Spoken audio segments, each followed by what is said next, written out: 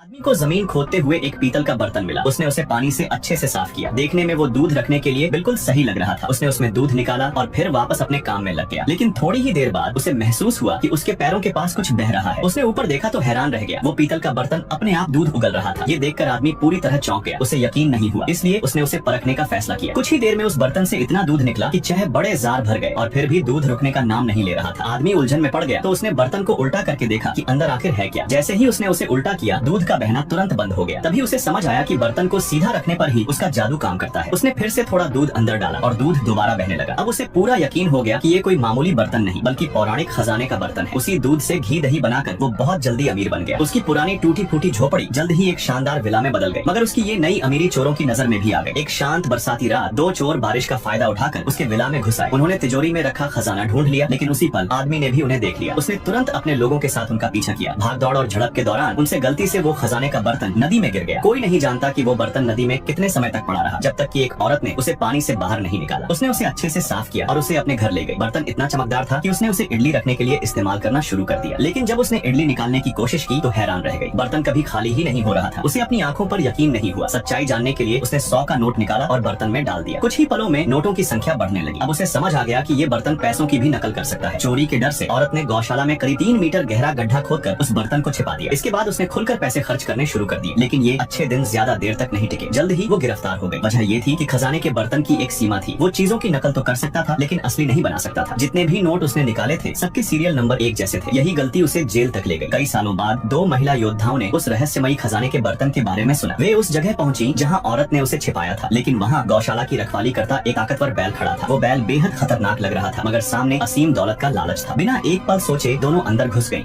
एक आदमी 2 शानदार घोड़ों को बेचने के लिए बाजार ले आया। थोड़ी ही देर में लोगों की भीड़ जमा हो गई। व्यापारी एक दूसरे से बढ़कर ऊंची कीमतें लगाने लगे। ये नजारा महल से राजा की नजर में आ गया। राजा के दिल में तुरंत जलन पैदा हो गई, क्योंकि उसके हिसाब से पूरे राज्य की हर कीमती चीज उसी की थी। ऐसे बेहतरीन घोड़े भला किसी और के कैसे हो सकते थे। राजा ने जिद पकड़ ली कि इवान ने उसके कीमती घोड़े चुरा लिए हैं और फौरन सैनिकों को हुक्म दिया कि दोनों घोड़ों को पकड़कर महल ले आओ। तभी राजा के क्रूर बर्ताव को देख एक छोटा सा गधा खुद को रोक नहीं पाया और जोर से सीटी बजा दी। उसी पल दोनों घोड़े पलटे और तेजी से महल के बाहर भाग निकले। राजा गुस्से से आग बबूला हो गया और सैनिकों को घोड़ों का पीछा करने का आदेश दे दिया, लेकिन हड़बड़ी में उसका रथ बेकाबू हो गया और पलट गया। राजा सीधे आटे के ढेर में जा गिरा। जब तक सैनिक उसे बाहर निकालते, वह सिर से पांव तक आटे में सना हुआ था। आसपास खड़े लोग अपनी हंसी रोक नहीं पाए और राजा को जबरदस्त बेइज्जती झेलनी पड़ी। हालांकि राजा के दिल में इवान के लिए जहर भरा था, मगर वह उसे सीधे मरवा भी नहीं सकता था। इसलिए उसने चाल चली। उसने इवान को एक नामुमकिन से काम पर भेज दिया, अकेले रेगिस्तान में जाकर अग्नि फीनिक्स का शिकार करने के लिए। कहा जाता था कि पिछले सैकड़ों सालों में अनगिनत योद्धा इस मिशन पर गए, मगर कोई जिंदा वापस नहीं लौटा। कोई रास्ते में ड्रैगन का शिकार बन गया तो कोई समुद्र के तूफानों में डूब गया, और जो फीनिक्स तक पहुँचे भी उनका अंजाम भी अच्छा नहीं हुआ। राजा ने इवान से वादा किया कि अगर वह फीनिक्स को हरा देगा तो उसे एक बड़ी राजकीय उपाधि दी जाएगी। छोटे गधे की मदद से इवान सबसे पहले जंगल गया, जहाँ उसे कुछ खास नींद लाने वाले मेवे ढूंढने थे। ये मेवे देखने और खाने में बेहद स्वादिष्ट थे, मगर इन्हें खाने वाला कोई भी जानवर तुरंत गहरी नींद में चला जाता था। इवान ने ढेर सारे मेवे इकट्ठा किए और फिर दोनों रेगिस्तान के उस हिस्से में पहुंचे जहां अग्नि फीनिक्स छिपा रहता था। चारों तरफ जले हुए कवच और टूटे हथियार पड़े थे, जिन्हें देखकर साफ समझ आ रहा था कि यहाँ कितने लोग आग का शिकार हो चुके थे। गधे की बात मानकर इवान ने मेवों को रेत पर फैला दिया। कुछ ही देर में जमीन तपने लगी और नीचे से आग की लपटें उठने लगी। आग और तेज होती गई। फिर अचानक जमीन फट पड़ी और आग के बीच से अग्नि फीनिक्स बाहर आ गया। आसमान में उड़ता हुआ फीनिक्स देखने में बेहद खूबसूरत लग रहा था। वह हवा में गोल गोल चक्कर लगाने लगा और आखिरकार उसकी नजर जमीन पर पड़े मेवों पर जा टिकी, क्योंकि वही उसका पसंदीदा खाना थे। फीनिक्स ने अपने पंजे फैलाए, मेवे उठाए और हवा में उछाल दी। फिर एक शानदार छलांग लगाकर ऊपर उठा और मजे मजे में उन्हें खाने लगा। जब उसे यकीन हो गया कि मेवे ताजे और लाजवाब हैं, तो उसने उन्हें छिलके समेत पूरा निगल लिया। इवान और छोटे गधे की मौजूदगी से बिल्कुल बेखबर। जैसे जैसे वह ज्यादा मेवे खाता गया, उसका सिर भारी होने लगा, उसका शरीर लड़खड़ाने लगा और आखिरकार वह जमीन पर आ गिरा। अब वह उठ भी नहीं पा रहा था। इवान हैरान और खुश था कि उसने इतना खतरनाक फीनिक्स इतनी आसानी से काबू में कर लिया। वह शहर लौटने की तैयारी ही कर रहा था कि अचानक उसने देखा फीनिक्स ने पंजे बढ़ाए और सीधे उसके बैग से फिर से मेवे निकाल ली। नशे की वजह से फीनिक्स को आसपास छिपे इंसानों का जरा भी होश नहीं था।